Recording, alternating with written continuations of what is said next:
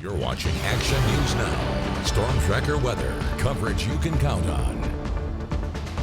Beautiful out there in Redding today. Gosh, a little bit breezy, but I mean, that just makes the wildflowers prettier and the rushing water of the Sacramento River. I could go on and on about how gorgeous Redding is, Howie, but I'll let you talk about it because you actually have a lot more knowledge than I do about what it was like out there today, not just in Redding, but all across the area. I mean, it's been beautification for days. Even breezy on Friday. It was still really, really nice. That breeze made it feel a lot more tolerable. But I liked all those palm trees that you showed there. You don't get a lot of those in Chicago. But here we'll take a quick look at our Dole Mill Road camera in Butte County looking north. Look at that little portal. Could be an alien portal. Haley and I were checking it out. Who knows? But either way, very, very cool. I think it's some type of reflection from the sun. Okay, here's what we got. Clear and cool tonight. Staying bright and warm for Tuesday. Cooling trend though, potential showers. We're going to cover all of that. Okay, so we were staying in the 50s in the valley last week. Couple days we started getting into the upper 40s, but now we're back to staying in the 50s. Weaverville though, look at that, dropping down to 38 degrees. And then in the 20s for Alturas. Chester, chilly too, with a low of 37 degrees. But then tomorrow, Chester not too bad at 68.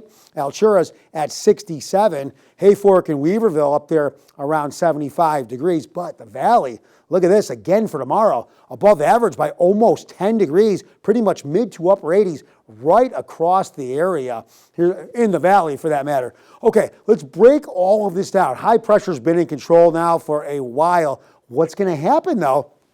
We're going to see storms originating up there from the northwest, from the Gulf of Alaska. They'll start heading our way. The jet stream dropping down. That leaves us vulnerable now for this cooler air to move into northern California, and we'll see the moisture as well. Now, we're going to cool down with that cooler air as the outer bands from the trough, the low pressure from the storms reach us. Now, depending on how far south these storms can come, then yeah, that will increase our rain chances the more they move from north to south. So the best chances will be further north you go in the area and the higher up you go in the higher elevations and the mountains. That'll be your best chances for rain. Now, the odds are on our side for staying on the drier side unless you are further north and in those mountains. But then, as you see, on the heels of these next storms, they're going to pass through over the weekend and cool us down. High pressure then should move in after the weekend.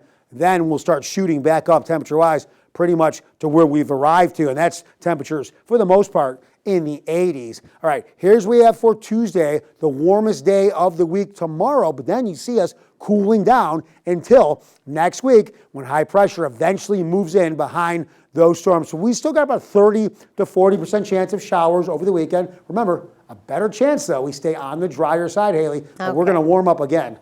All right, thanks, Howie.